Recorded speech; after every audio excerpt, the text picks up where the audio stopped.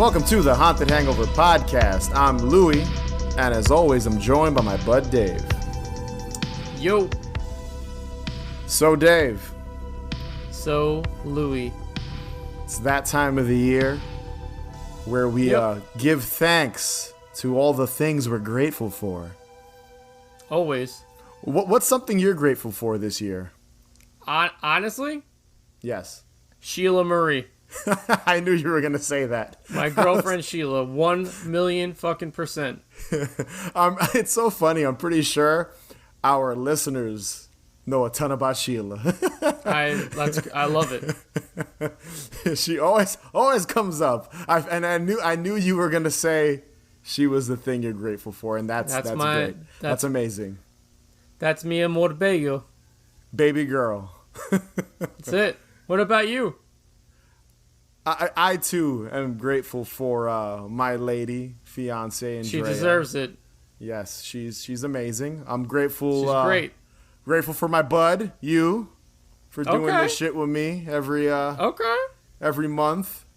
And I'm just that. I'm grateful for all the listeners that listen to us ramble and talk shit.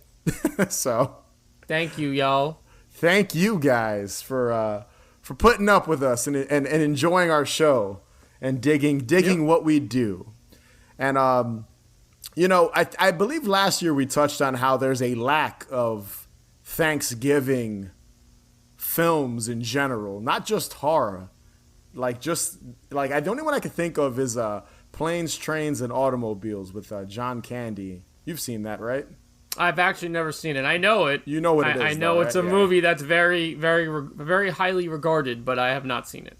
Yeah, it's one of the more popular Thanksgiving films, and obviously the Charlie Brown Thanksgiving Day special, which I'll be honest, I'm not as familiar with when comparing it to the Halloween Great Pumpkin special. Which I've seen it before. Which makes sense. No, I've seen it too, but I'm just not as... Like, if someone were to ask me, like, what's something that happens, a scene or a joke or something from that, Peanuts Thanksgiving episode, I'd be completely lost and I wouldn't be able to answer that. Got it.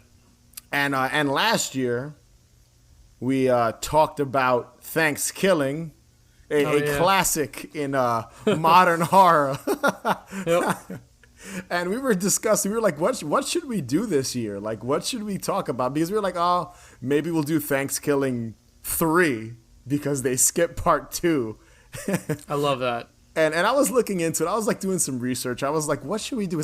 I was like, you know what? Let's save Thanksgiving 3 for another year, another Thanksgiving in the future, because I think it was just a little repetitive if we go back into that world with the killer turkey.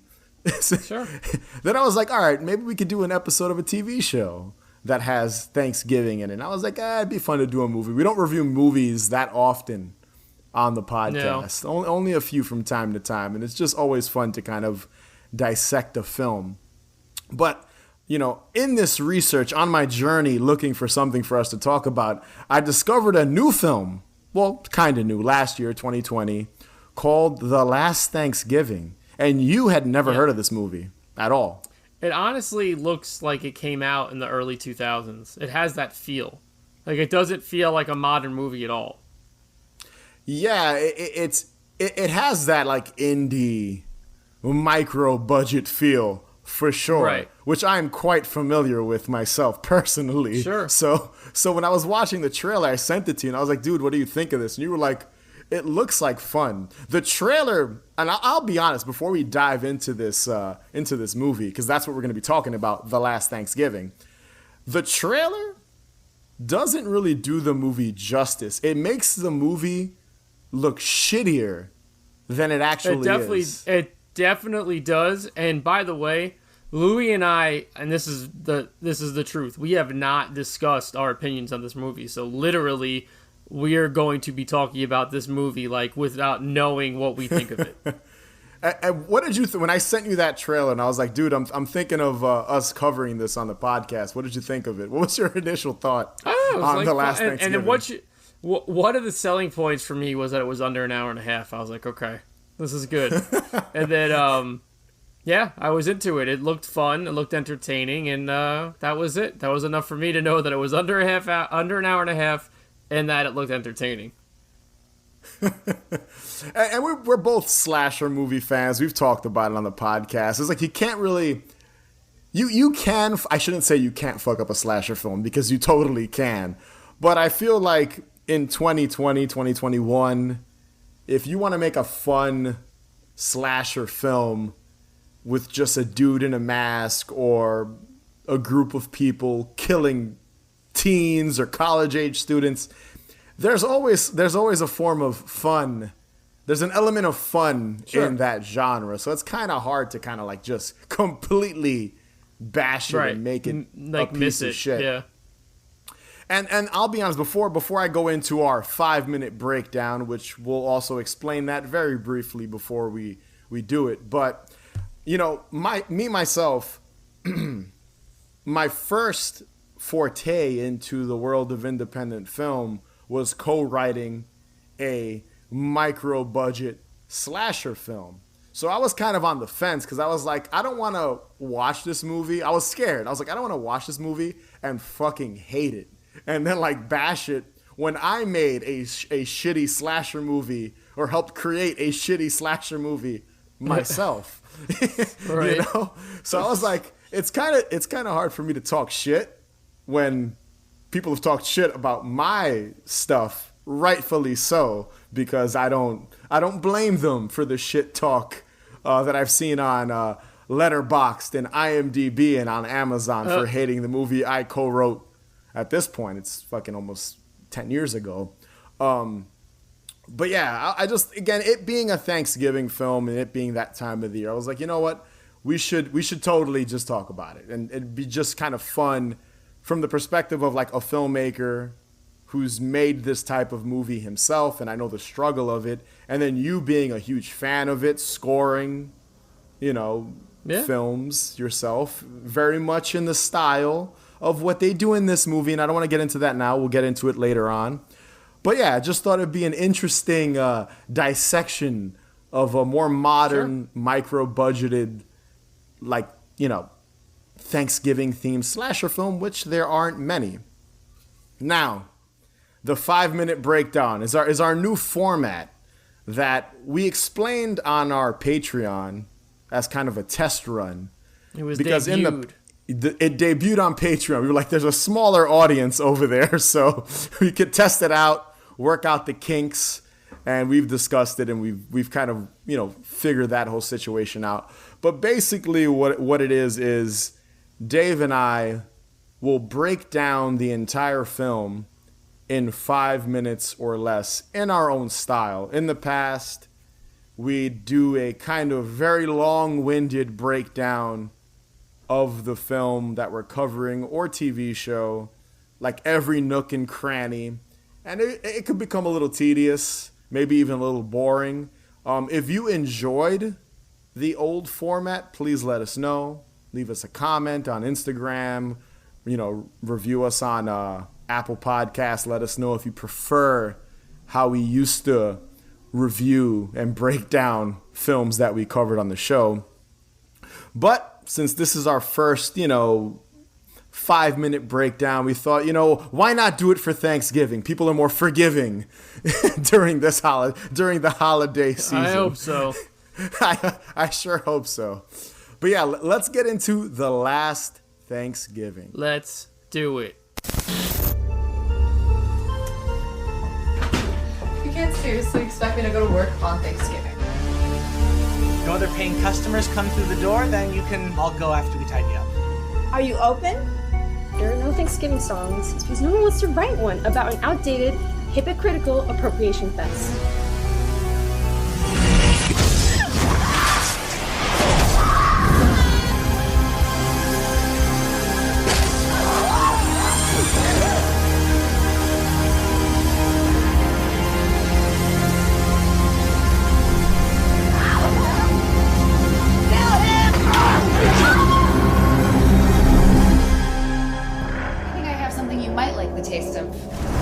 Thanksgiving turkey. Have you ever seen anything so beautiful? So The Last Thanksgiving was written and directed by, and I'm definitely going to butcher this last name, Eric Lornick. I didn't even look. Sorry, Eric. I can't help you out there. I guarantee I fucked up your last name. But yeah, Lorink. Lorinc, I believe is how it's spelled. Lorink. Lorink sounds good. Close enough. It was released in October of 2020. The information I found on the web, it was a part of the Salem Horror Film Festival, which is a relatively new, like, independent film festival in Salem, Massachusetts. So I thought that was really cool that it's literally a year ago, basically, is when this film debuted. They did get distribution, so this is available on Amazon and things like that. You can find digital. That's where I watched it. I watched it on Amazon, so it's pretty easy to find. It stars a bunch of relatively unknowns, except for Linnea Quigley, who we all know and love. She's got a very kind of smallish role in this film. It's almost pointless, and we'll talk about that. It is, and honestly, she was probably only thrown into the movie just to get people to watch it, to see, her name shows up. For sure. It's gonna attract people, so. And on the subject of Linnea Quigley, before I get into the actual breakdown of the film, listen, man, she's been popping up in these type of movies for years. Even before, in the 80s with Night of the Demons and Return of the Living Dead and shit like that, she was huge. Like, she was in all these movies. But then later on in her career, in, like, the 90s, she popped up in some, much smaller films. And, so I just think it's really cool that she still does her rounds. Exactly.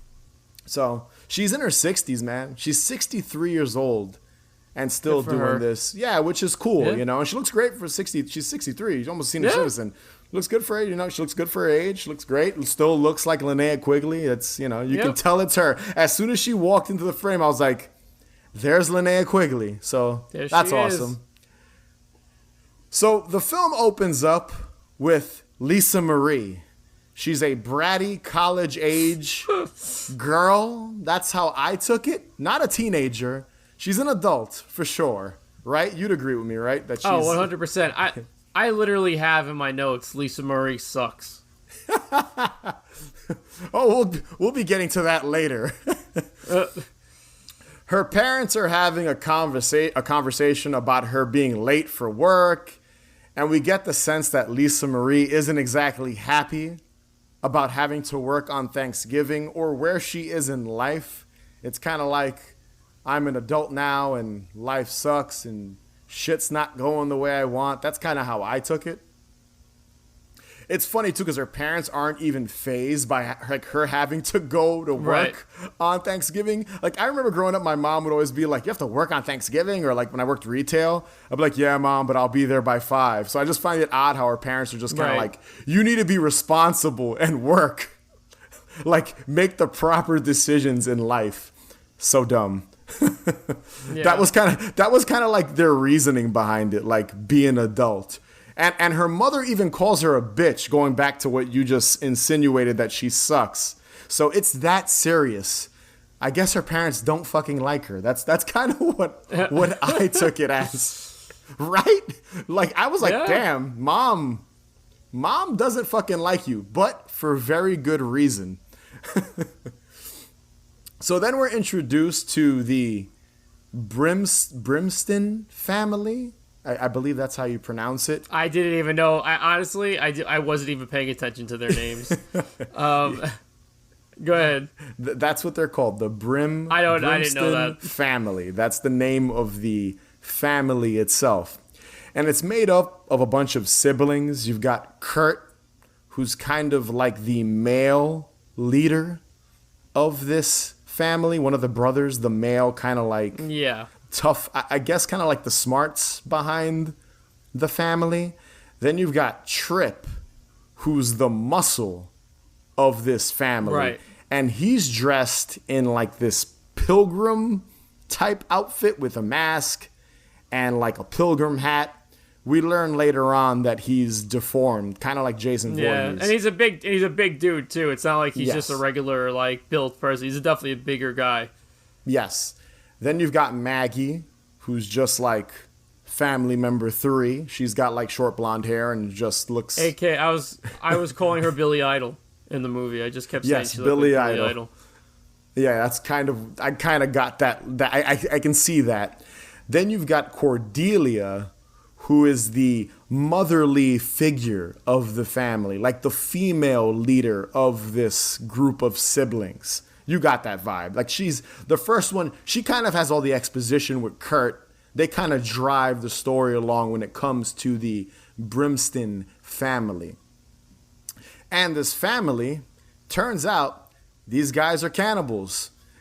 and they plan on finding a feast of people to eat on Thanksgiving. That's kind of their deal, and we learn why they're doing this a little later. We jump to Lisa Marie getting to her job, which is at a restaurant named Dairy. I just thought of It when I saw that. I was like, oh, Dairy, like in like Pennywise and It and all that. There we meet a colorful group of characters, all of which are her coworkers for the most part. And all of them are very unhappy about working on Thanksgiving too. Of course. I would be too. Everyone is tight. They're all just kind of grumpy, in a shitty mood, except for the owner of the place for some fucking reason. Right. It's really odd. But here are the group of characters. I'm going to call this the staff of the Dairy restaurant. Sure. You've got the gothy rebellious girl by the name of Trudy. You've got the gay best friend type of guy. His name's Eddie. Then you've got Eddie's crush, Tyler. Then you've got the cooks. You got Miss Perez and Mrs. Kim, I believe, are the names of the 2 cooks because they're just wearing aprons and you meet them. Yeah, they're a lot of fun, those 2 characters. Then you've got the restaurant owner, Mr. Pearl, and his like father, who's in a wheelchair, who's just Mr. Pearl Sr. Yeah. And then you've got the annoying customer named Paulette, who is played by Linnea Quigley. I love how she's just the annoying customer that shows up. The only customer on Thanksgiving to show up and eat in this restaurant, and they're not very happy about it. There's also like this brief subplot with Lisa Marie's boyfriend, Buddy, who works at like a nearby movie theater that's screening Santa Claus Conquers the Martians. And he wants to be a screenwriter or some shit. It's not fully fleshed out at all. It's like the weakest aspect of the movie because it's like brushed over. So I have an idea of why that was even introduced into the film, but I'll say it later on because it was one of my favorite moments of the movie. I can't wait to hear that because I was just like, this is an underwritten character. That's basically. I know. I totally agree with you. But I'll give my thoughts once we get towards the end. But yeah, in a nutshell, all of these characters are there to be brutally slaughtered. We get a scene where Cordelia breaks down her family murdering a couple in real time, which I'll be honest is very well done. Like how they edited that together, like her talking about what her family does on Thanksgiving to get these bodies so they can eat them. She also talks to someone off screen in another room, and this person that's off screen is celebrating a 1-year anniversary of something. We're not quite sure what it is yet. So Kurt makes his way to Dairy, pretending to be looking for work. In actuality, he's just infiltrating the restaurant to find the humans. I guess use the staff. Surveying. Yeah, he's surveying it to kind of. I guess his plan was to kill half of the staff and then take the other half to use them as the main course. Back to the house. Yeah, back to the house as the main course of this Thanksgiving feast that they're having. The rest of the Brimstone family show up and begin killing off the staff at the restaurant one by one.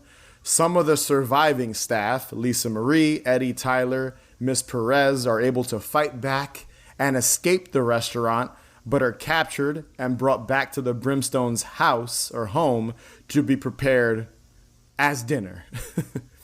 Kurt and Cordelia explain to the survivors in a very kind of like big bad James Bond villain way. They have this long exposition, which I'll be honest, in my notes, I didn't write it all down, but they explain to them that they want them to call their families because they didn't appreciate them and worked like on Thanksgiving. There's like this there's another aspect which I'm about to get to of why they're doing this cannibal shit, but that's like one of the reasons behind this, like not appreciating your family or some bullshit. And like they all get a phone call one by one to like tell the person like I love you and I'm never going to see you again because they're about to be dinner.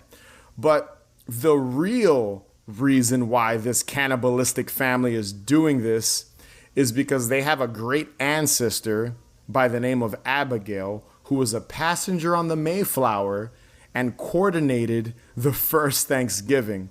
Long story short, she didn't have enough food. Yeah, oh, dude, I'm doing this quick because there's a lot to this like fucking monologue that they give. But yeah, long story short, she didn't have enough food to feed all the pilgrims, so she killed off a bunch of Native Americans and used them as food, but didn't tell anyone because apparently the taste of human flesh is very similar to like deer and turkey and shit. Venison, yep. Which I believe is deer.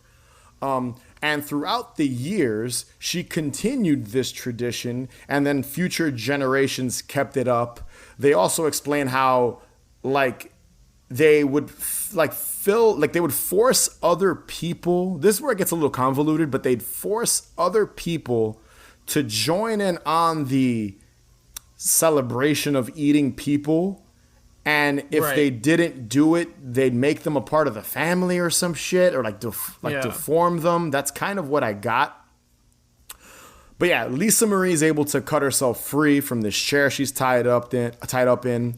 She's placed in a room with that off-screen character from earlier. We learn that that's a past victim who we see in this montage who survived a previous attack because he tried to shoot himself in the head, but it didn't kill him. It just like removed his jaw and he's all fucked up and shit. We also learned that Abigail is alive, ?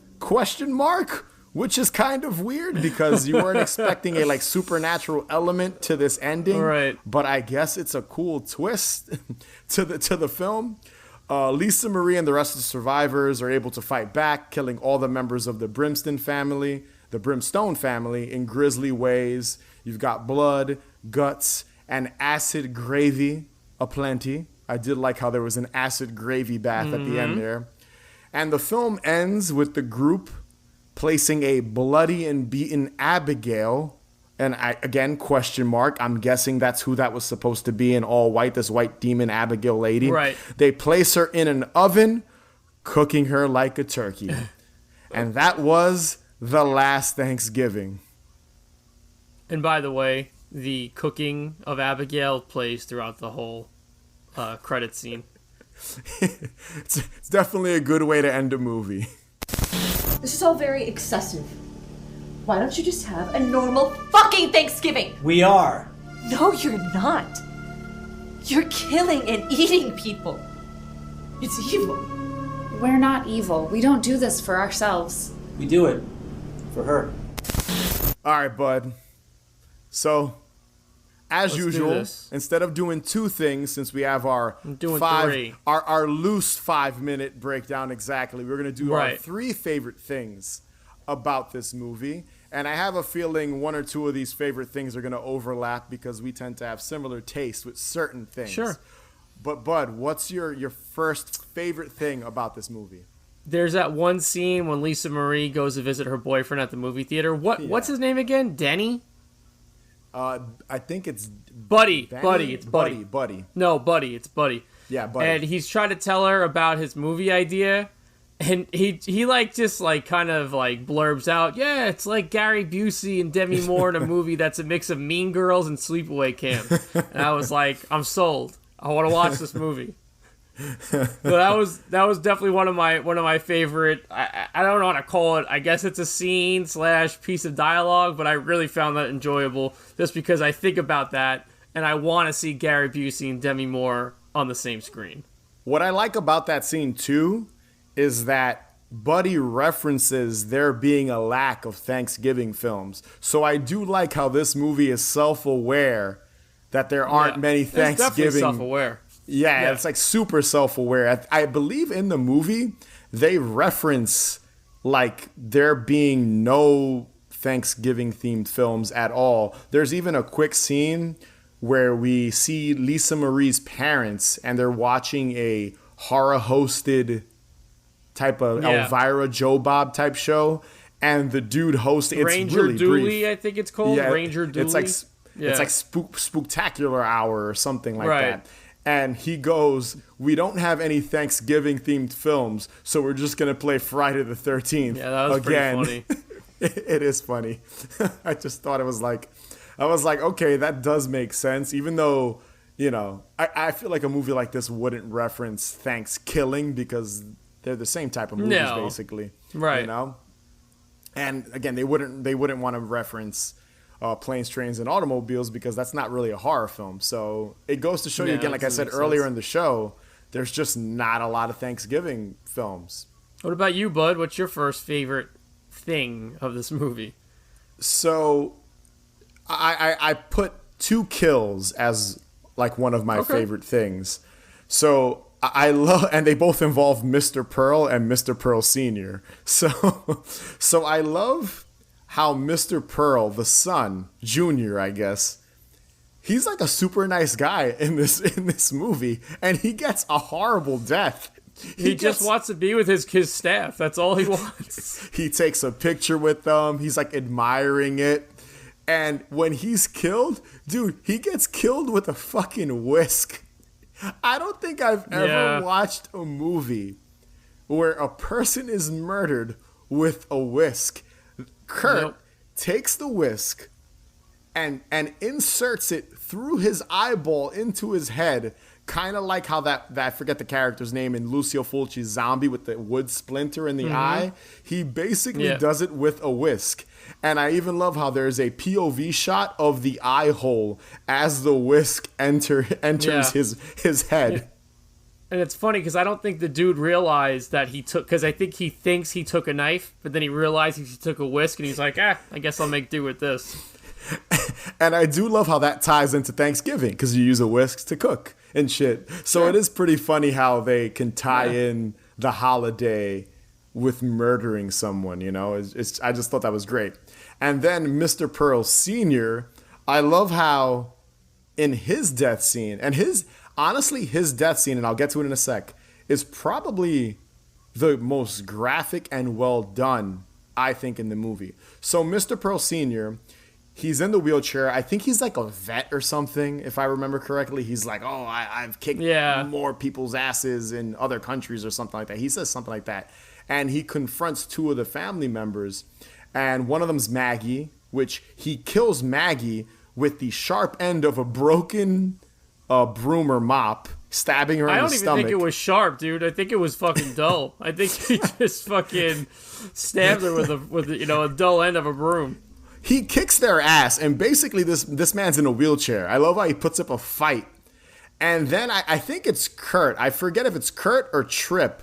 I don't think it's Trip, because Trip comes a little later in the film. Runs up behind him with a cleaver and splits his head in half. It's done pretty well because the camera flips and you see the back of Mr. Pearl Sr.'s head, and it like literally just folds in the middle, opens, and blood comes out and shit. I just thought it was very like well done. That was like fun. Sure. I like how they kind of made Mr. Pearl Sr. like a badass, even though he's in a wheelchair. Like, I got a kick out of that. I just thought it was cool. So I just like how the father and son, I just like how they go out. I just thought it was really creative, really well done. Like you said, fun. Like, they did a good job with those two characters' death scenes. So those were two of my favorite things. Or, well, one of my favorite things I'm lumping into, That's okay. into one thing. We can lump two in there. Yeah. I'm about to do the same thing. All right, what's your next one? So I really enjoyed the scene. There's another scene in the movie theater where Lisa Marie goes back and they're playing the movie Santa Claus. What is it? Santa Claus takes versus the Martians, it's whatever. Santa Claus conquers the Martians. It's like a public domain movie from like back in the day. It's playing and she's being chased by Trip, the brother that's in the mask and the right. And it's really well done. Like, it's almost very Giallo like. Yeah. Like, there's all these reds and she's being chased and it's just, I was just like, this is the same movie? Because like there was like definitely like some kind of artistic like expression put in there. And I was just like, this is really good. I really enjoyed that scene. And just to go with that scene, I really enjoyed the past Thanksgivings montage at the end where they were talking about like what they used to do, because you get like a good, like kind of like a cool little look into that world of like all the people they've killed or people that have killed them, and like the different costumes and like, you know, shit they did to other families. I mean, I know this sounds fucked up. Like, yeah, it was awesome what they did, but I'm just saying the montage itself was also really well done. Yeah, to go back to I enjoyed both those things as well. I thought those were very well done. But to go back to the whole movie theater scene, it was creative to like, they basically created Buddy just so he could die, so that his blood can go on the projector, so they can get that like, I guess the light from the projector filling the room and turning it red. Right. And then Trip chasing her, very much like you said. Like Suspiria, Giallo, Dario Argento. That's how I felt. I got the same vibe you got. And you just reminded me, because I completely forgot, that I feel that is the reason why Buddy's character is even introduced, is for that scene. Is for that entire scene running through the movie theater. I'd love to talk to the filmmakers. Which is fine. I'm totally fine about that. I'm cool with that too.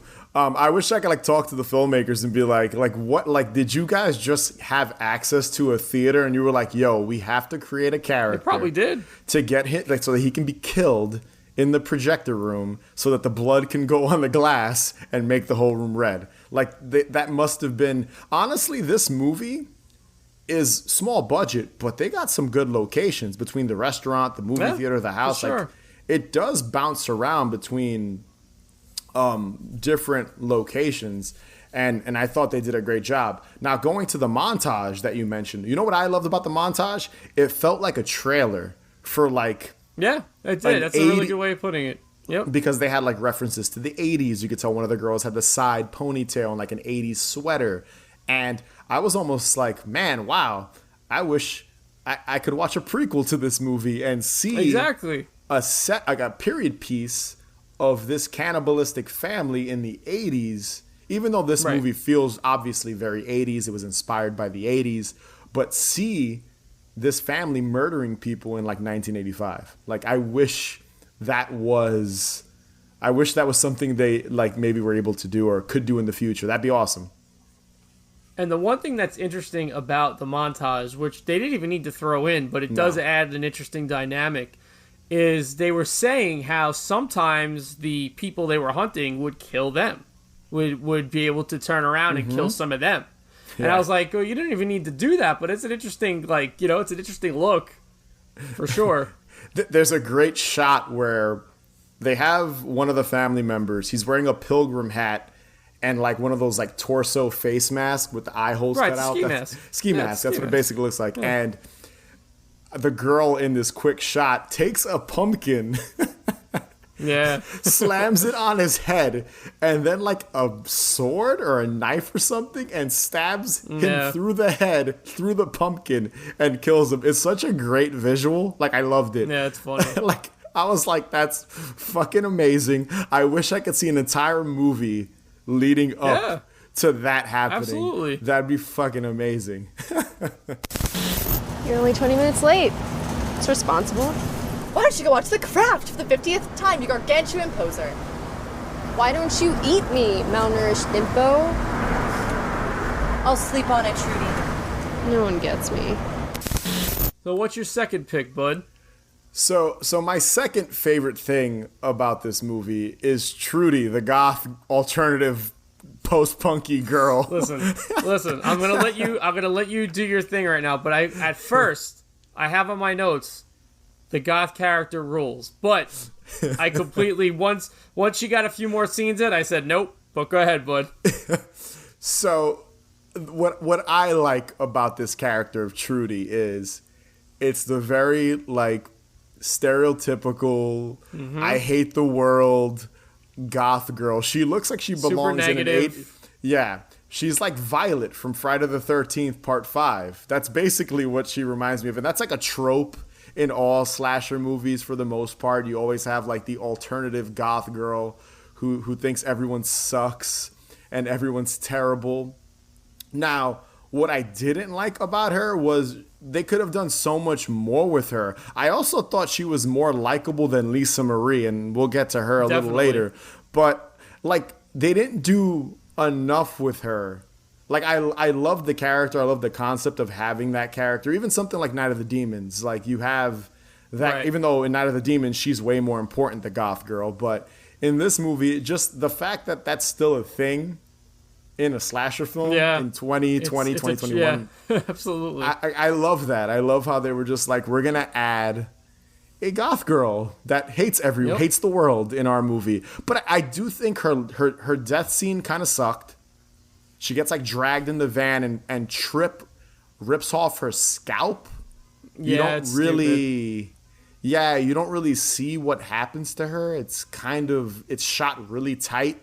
And I'm like, she was such a fun character to me personally that I was like, wow, you could have made her death a little more elaborate. Maybe gave her a little more to do in the movie. But otherwise, I got a kick out of the fact that they had a character just like that in a movie nowadays, you know? So I have a bonus like that attributes to your like is there's that scene with the 2 ladies in the back that are the cooks, and they're like, "Oh, what did you make me?" And she's like, "Oh, a BLT. What did you make me? A BLT." and then she's like, "You read my mind." And then the goth girl walks in and she goes, "How cute! You guys should make out." I thought that was really funny. Yeah, there's a scene earlier too, and this kind of plays into Lisa Marie, but. I think like Lisa Marie and Trudy, the goth girl, obviously don't like each other.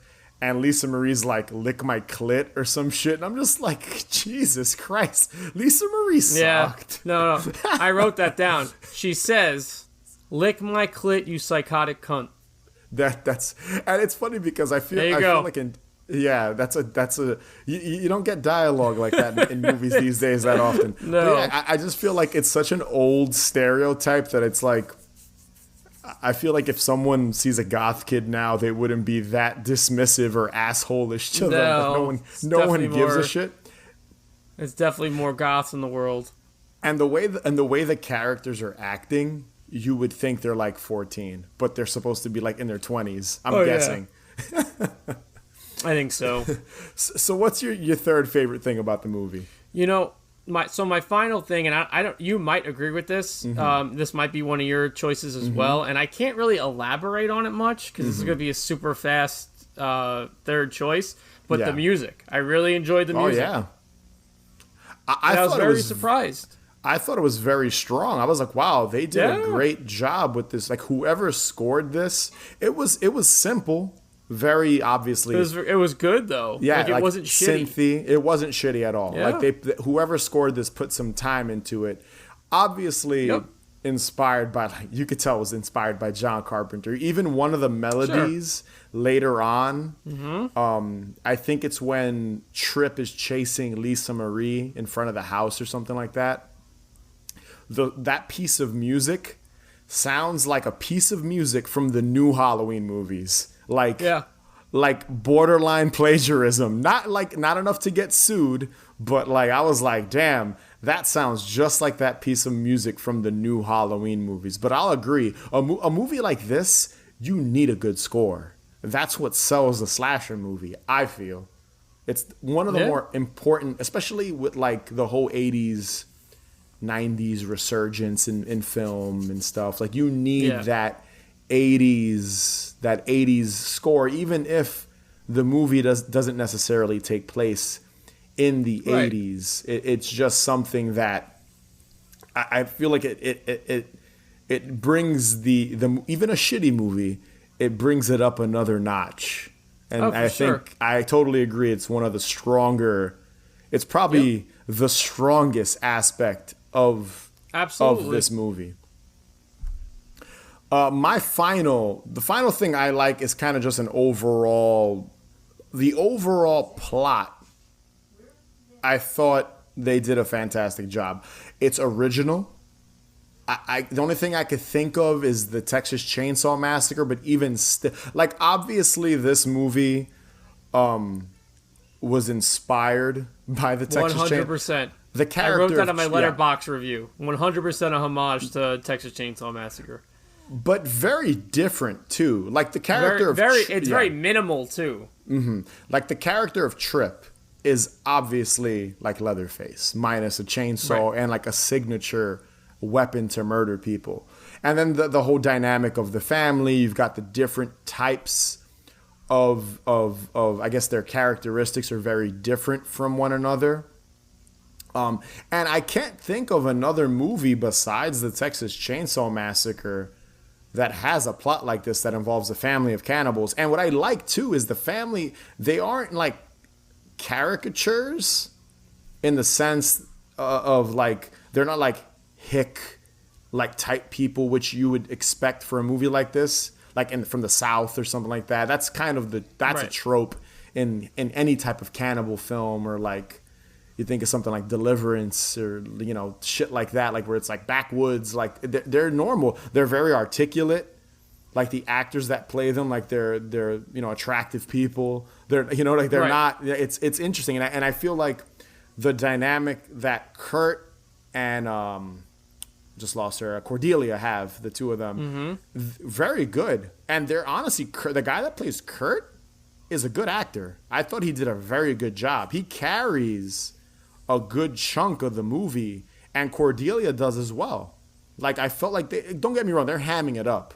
But I felt like, I was like, wow, they did a good job with these characters. So it's funny that you bring up that you like that character Kurt, because in my notes, I do have that I kind of didn't like him. Well, not kind of. I wrote the brother sucks. I said he's not believable. He's not intimidating. Just a lame kind of character to be corralling this kind of massacre. Yeah. But as you were talking, and as I was just thinking of the movie while we were recording, he really does a decent job. So like, I felt like, okay, let me reassess my opinion on that character. So I actually do agree with you. He does do a good job.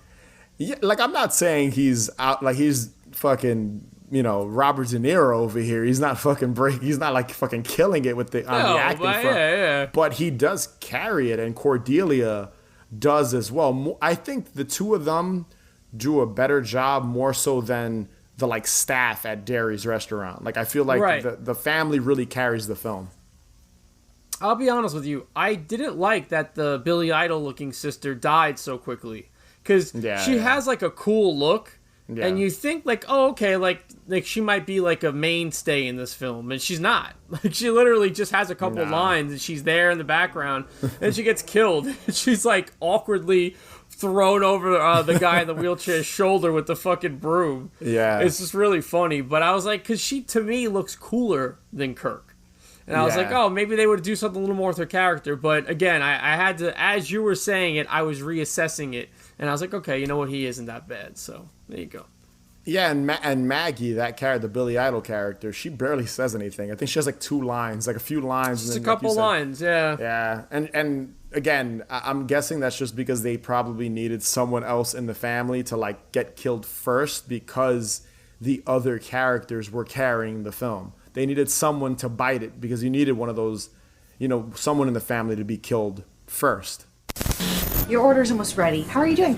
Fine. I was thinking of changing my order from the turkey to a salad. But your turkey's almost ready. The cooks would crucify me. But I'm a vegetarian.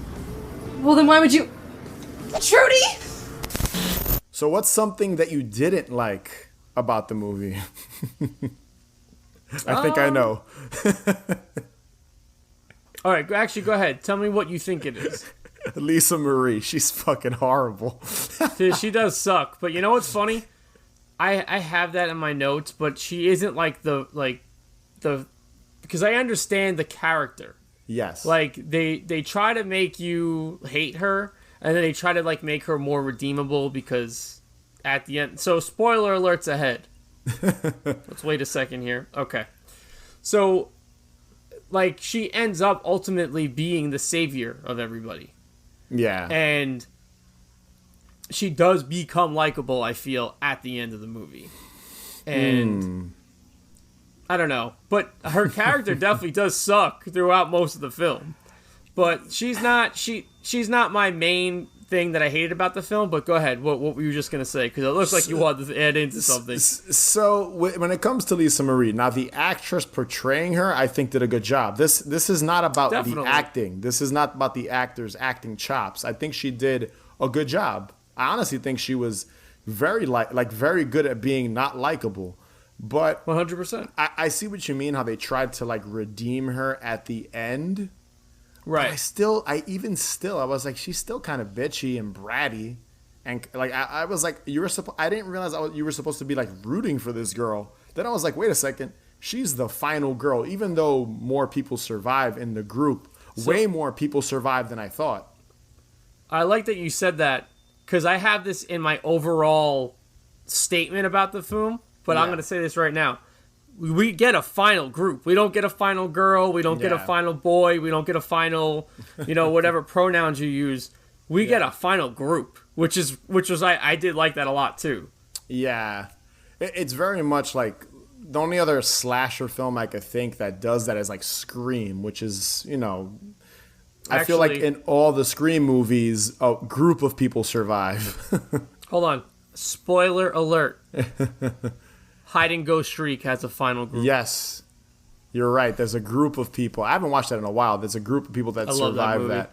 But yeah, that was an interesting choice because there's a bunch of like fake out deaths. Like Eddie. Yep. Eddie gets... I thought Eddie was dead, but somehow he survived taking a scythe to the chest. If you want to, this is what I have as my least favorite thing. Yeah. Is that fucking line he has? You like Thanksgiving? Happy fucking Thanksgiving. So bad, and he says it with like terrible delivery. And he was good in the movie. He's very good in the movie, but that line is just so poorly delivered. So, and I just have I put a laughing, crying a laughing emoji at it. But yeah. What about you? That was Lisa Marie. She's literally my least favorite thing about this movie. Okay. I think she sucked. It is funny though about Eddie's line about the Thanksgiving line. It's like they couldn't come up with something a little wittier. Yeah, it's pretty shitty. Like, you're about to be stuffed or some shit. I don't fucking know. That's corny too. But like something more creative when it came to like his final, I guess, attack on the group. Of the bad guys, the one other thing I'll throw a bonus kind of not really. It's not really a dislike. It's more of a like, huh? And that's Abigail. Like, wait, it's insinuated that pale older woman is Definitely. Their like great ancestor, right? But they don't elaborate on it. It's kind of random. I actually like that. No, I like the concept of it, but I just feel like just set it more in. I feel like they should have said it more in. Well, I guess they kind of do because it didn't bother me. That's what I'm trying to say. No, it didn't bother me. Yeah, that's why it wasn't something I completely hate. It was more like a because I think Lisa Marie has a line, or Miss Perez, one of the cooks ladies that survived towards the end. I think she's like, "Oh, you're doing this for somebody that's been dead," and I think Kurt says "dead?" like question mark. Because it's insinuated that she's alive, that she's, still involved. But I feel like they could have foreshadowed that a little sooner because they foreshadow the kid in the room missing his jaw from the previous harvest of bodies that they were trying to eat and then convert him into the family and stuff to be cannibals like them. But they don't foreshadow Abigail being in the other room. And then that whole scene with Tyler on the floor where he's pinned to it and Abigail comes out but doesn't do anything to him. She just goes back in the room. It's just a little, like, I get the idea, I appreciate it, but I was like, well, wait. Yeah, maybe I'm missing something. I think we are missing. I think you are missing something. Wasn't it insinuated that they were trying to have someone to have sex with Abigail, and that's why they pinned Tyler down? Yeah, to have like a girl or boy. I think like Cordelia is like. I think that's what that was. It did. Listen, dude. I think so.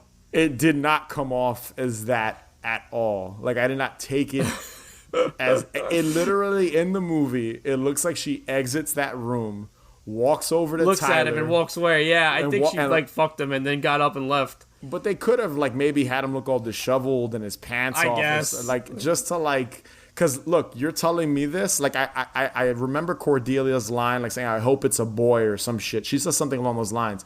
But I did not take it as her having, that Abigail, the old woman, having sex with Tyler. And then I did not take it as that at all. It was just like, I think that's weird. Listen, I'm just saying, I think that's what that was supposed to insinuate. But who knows?